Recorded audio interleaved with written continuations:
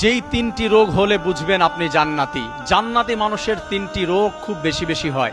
মনে রাখবেন, রোগ ব্যাধি, বিপদ আপদ, বালা মুসিবত যা কিছু আছে সবকিছু আল্লাহ রাব্বুল আলামিনের পক্ষ থেকেই আসে।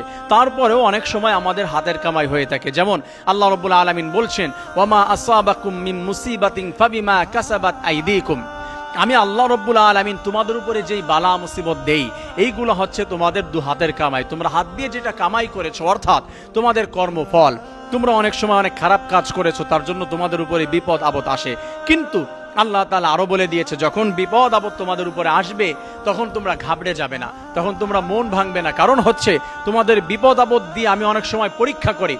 বিপদ আপদ অনেক সময় আল্লাহ তাআলা পরীক্ষাও করেন, কারণ এই বিপদের সময় আমার বান্দা কেমন ধৈর্য ধারণ করে, এটাই আল্লাহ তাআলা দেখতে চায়। আল্লাহ তাআলা বলছে, বান্দা তোমার উপরে যখন কোনো বিপদ আপদ আসবে তখন তুমি এটা থেকে কাটিয়ে ওঠার জন্য তুমি যেটা করবে সেটা হলো, আল্লাহ তাআলা বলছে, আল্লাযীনা ইযা আসাবাতহুম মুসিবাতুন ক্বালু ইন্না লিল্লাহি ওয়া ইন্না ইলাইহি রাজিউন।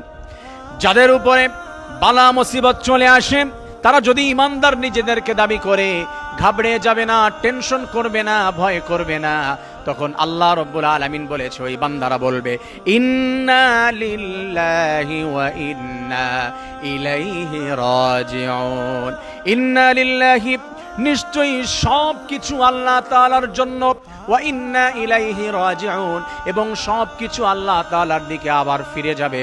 এই জন্য মন খারাপ করবে না। এই দোয়া যদি করতে পারে, পড়তে পারে, আমি আল্লাহ ওই বালা মুসিবত থেকে আমার বান্দাকে হিফাজত করে রাখবো। সুবহানাল্লাহ। বালা মুসিবত আসলে আমরা ঘাবড়ে যাব না, মন খারাপ করব না, কারণ আল্লাহ তাআলা আমাদেরকে সেখান থেকে হিফাজত করবে। প্রিয় ভাইয়েরা, এজন্য মনে রাখবেন, অনেক সময় বালা মুসিবত গজব হয়, অনেক সময় পরীক্ষার জন্য হয়। তবে এই তিনটি রোগ যদি কোনো মানুষের ভিতরে বেশি বেশি দেখা দেয়, তাহলে আল্লাহ তাআলা তার হাবিবের মাধ্যমে জানিয়ে দিয়েছে ওই বান্দা জান্নাতি হবে।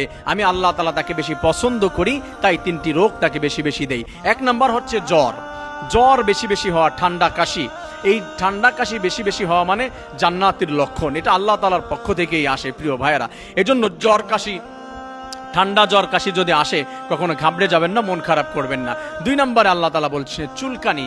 কারো যদি খুজলি হয়, চুলকানি, সাধারণ চুলকানি টুলকানি হওয়া, এইগুলো খুব বেশি বিপদের কারণ নয়। এটা আল্লাহ তাআলা পরীক্ষা করে আপনাকে, আপনি জান্নাতি বলে এই ছোট্ট রোগটি আপনাকে মাঝে মাঝে আল্লাহ তাআলা দিয়ে থাকে। এরপরে হচ্ছে চোখ ওঠা। তিন নম্বরে হচ্ছে কারো যদি চোখ ওঠে, অনেক সময় অনেকের চোখ লাল হয়ে যায়, চোখের ভিতরে ময়লা জমা হয়, চোখ উঠিয়ে দেখা যাচ্ছে রোদের ভিতরে গিয়ে তাকানো যায় না, নামাজের সিজদা দিতেও কষ্ট হয়ে